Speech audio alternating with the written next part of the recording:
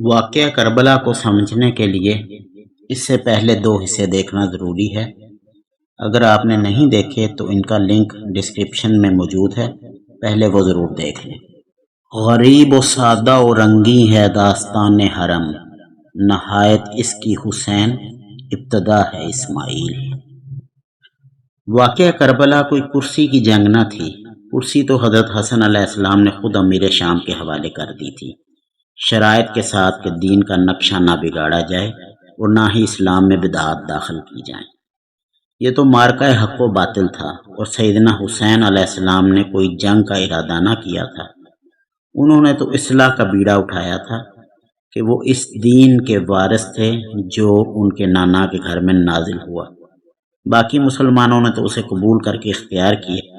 جب دین اسلام میں بدعات داخل کر کے اس کی دھجیاں اڑائی جا رہی تھیں تو آل رسول کی خاموشی ناممکن تھی۔ باطل کے خلاف حق کی آواز بلند کرنا ہی عین دین اسلام۔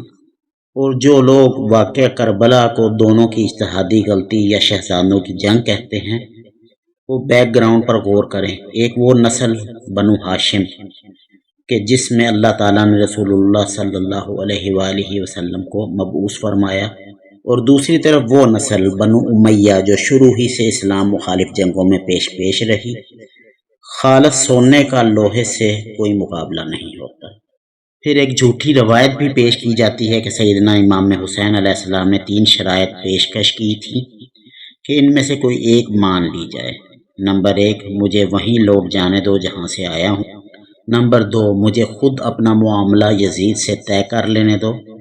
نمبر 3، مجھے مسلمانوں کی کسی سرحد پر بھیج دو، وہاں کے لوگوں پر جو گزرتی ہے وہی مجھ پر گزرے گی۔ یہ روایت بالکل ضعیف اور مردود ہے۔ اگر سیدنا امام حسین علیہ السلام یزید سے مل کر اپنا معاملہ طے کرنے کو تیار ہو گئے تھے تو ابن زیاد تو اپنے دور کا بہت بڑا ہیرو بن جاتا، کیونکہ یزید اس سے بہت خوش ہو جاتا۔ یزید کو آل رسول کی بیعت کی ضرورت تھی اپنی حکومت کو جائز ثابت کرنے کے لیے۔ سیدنا حسین ابن علی علیہ السلام کو یزید کی ضرورت نہ تھی۔